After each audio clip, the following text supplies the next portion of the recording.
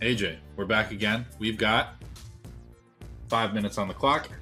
And today I want to talk to you about an exciting event we just dropped. A webinar we just released yesterday that I'm the proud moderator of. You're the wonderful guest that I got to moderate. Oh, wonderful. Thank you. But before people go and find that and watch the whole half hour, I'd love to give a quick recap here, give people an understanding of the topic you chose, why you think it's so important, and sort of some of the key takeaways that you made sure to hit on during the webinar.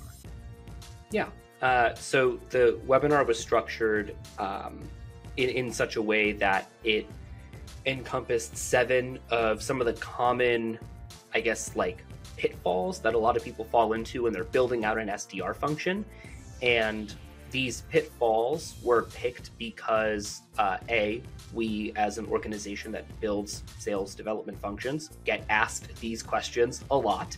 And B, I actually ran a symposium conversation, sort of like presentation for a community that involved a lot of company founders that didn't have a lot of internal knowledge or expertise on how to build out a sales dev function. So these were questions that they asked me in regards to, do I need SDRs? Where do I find them? How much do I pay them? Stuff like that.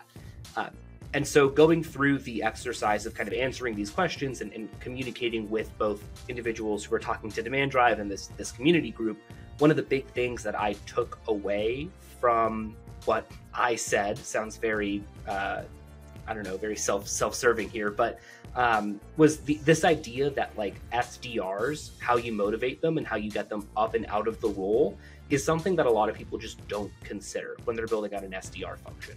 They look at it as, okay, I've got a bunch of accounts that I need to get contacted, or I have an ICP that I've developed and I need people to reach out to it.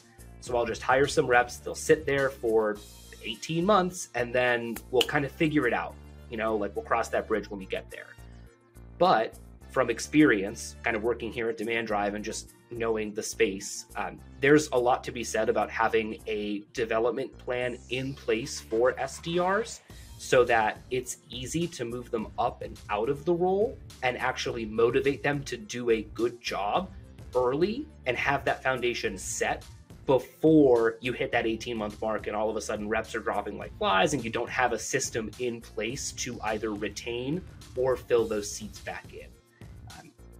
Something that I guess I found out while I was putting this content together was there's a lack of importance around retention that I think is more pervasive now than it ever has been in the past, where retaining reps is not as impactful to your organization as building out a solid development strategy for new SDRs, because it means that while you might get 24 months out of a rep before they leave, it's a lot harder and more expensive to keep a rep for that period of time, rather than have a system where you can put someone who's net new into a seat, have them become a good SDR, and then leave and say nice things about your company, and continually fill in a talent pipeline so that it's easy for you to find reps that you actually want to hire and promote within the role. That was sort of like a big aha moment for me as we were building all this out.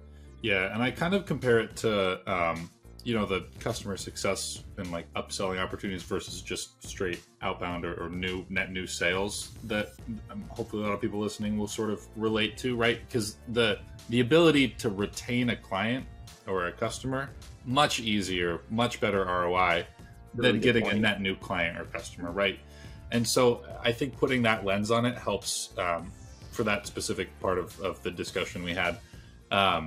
Helps give an idea or like a comparison that we know works so that you can go and do this with your reps. I think the other thing that a lot of people overlook is the ability for an SDR to move up and out of that role in different directions. Because a lot of companies, right, say you have 2 AEs and 4 SDRs. A lot of companies have that, a few more SDRs than account executives, than closing reps. And that means that if you're looking at the numbers, you're like, well, even if both of our AEs leave or get promoted or something, there's still 2 people that are stuck in the SDR role that didn't move up that are gonna leave anyway.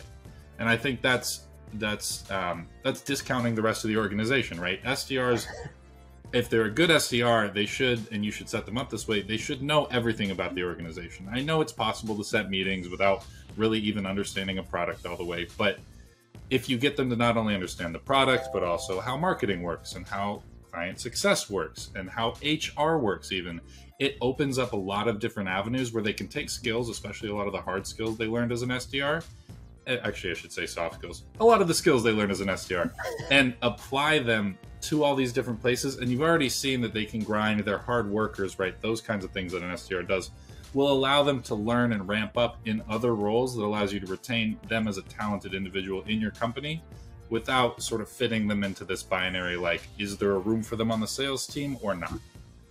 So that was a big takeaway for me, just understanding like SDRs could, I mean, we're both examples. We moved into marketing, which isn't that far off, but we've both seen examples of SDRs move into HR, move into recruiting, move into customer success, really all kinds of directions within a business. Yeah, there's this idea that the SDR role in and of itself is a stepping stone, which is 100% true.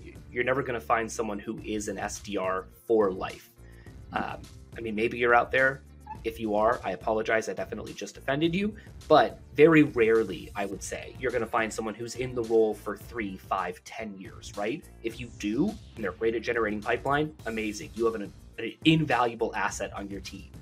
But a lot of people use the role, like you said, to gain those soft skills and hard skills in general, to move into another position. And traditionally, that stepping stone has been SDR to AE.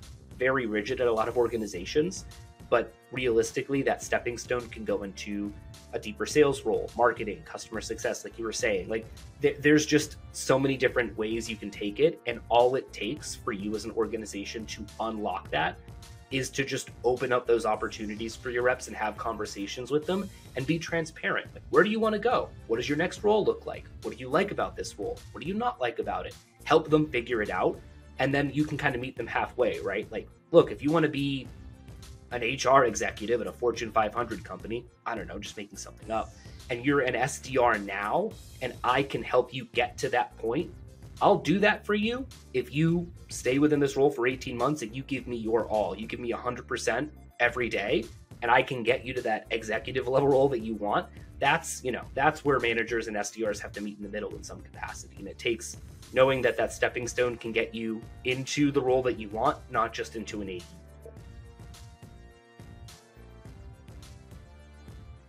All right, AJ, 15 seconds. Tell everybody about Opt-in. Opt-in, quick 5-ish minute videos, actionable sales development tips, minimal fluff. You can find us on YouTube, on LinkedIn, on our Instagram, and on the website, demanddrive.com. It felt very self-service. I was like, anything. We did a thing, and look, I'm in it, and you're in it. And I was like, yeah. Oh my God. We did a thing. I was there. You were there. None of you were there, but you should watch it.